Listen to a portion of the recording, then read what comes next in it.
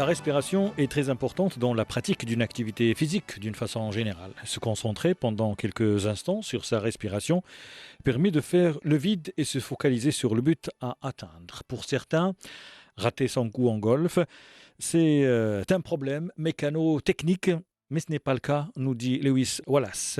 Il anime une émission sur sa chaîne Wallace Academy. Souvent pas dû à un problème mécanique ou technique. C'est-à-dire que quand vous êtes sous pression, il y a des choses qui changent sur l'aspect physiologique, psychologique. Et en fait, il est important de comprendre qu'est-ce qui influence un bon coup et un mauvais coup. Je me focalise sur une seule chose, le tempo qui va être la clé de créer un mouvement fluide, un swing fluide.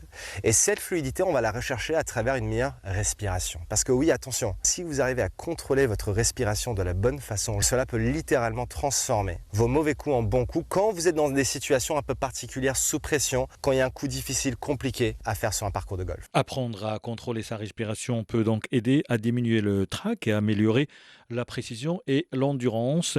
Une partie de 18 trous peut durer entre 4 et 5 heures. C'est lent, épuisant et stressant.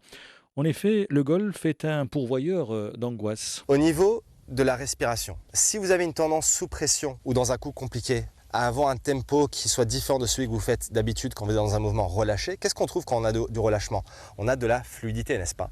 Et donc la fluidité, si je fais un coup d'essai, on voit que j'ai un swing qui est très relâché, n'est-ce pas? Et on voudrait tous, n'est-ce pas? J'entends souvent cette question, Lewis, je comprends pas, je fais toujours des bons coups d'essai, mais j'arrive pas à répliquer mes bons coups d'essai dans le coup réel, parce que le coup d'essai n'a rien à voir avec le coup réel. Mais donc du coup, quand je reviens à ce coup d'essai avec beaucoup de relâchement, je crée ce relâchement à travers une respiration optimisée, de l'accélération efficace, de la vitesse efficace. Ça crée une super synchronisation avec le club, le corps. Et une fois que j'ai senti ça, je suis derrière la balle, je peux prendre encore une fois quelques coups de respiration, je peux relâcher mes épaules, je peux faire quelques mouvements. Cela va m'aider encore une fois avec ce relâchement, cette fluidité qui est indispensable sur le parcours. Se libérer de son stress donc revient à passer d'un rythme cardiaque rapide et chaotique à un rythme régulier et long, avec des muscles moins crispés, moins tendus, et cela bien entendu rend les choses entre guillemets plus faciles.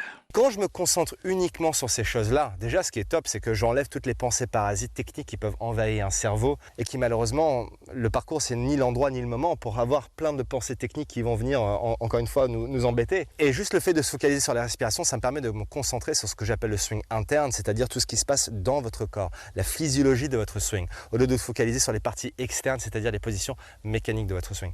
Travaillez votre respiration la prochaine fois que vous êtes sur le parcours, je vous promets que ça fera une différence. Un dernier conseil pour réussir une bonne respiration. Avant tout mouvement, il faut bien s'échauffer, nous dit Alexandre Offrère.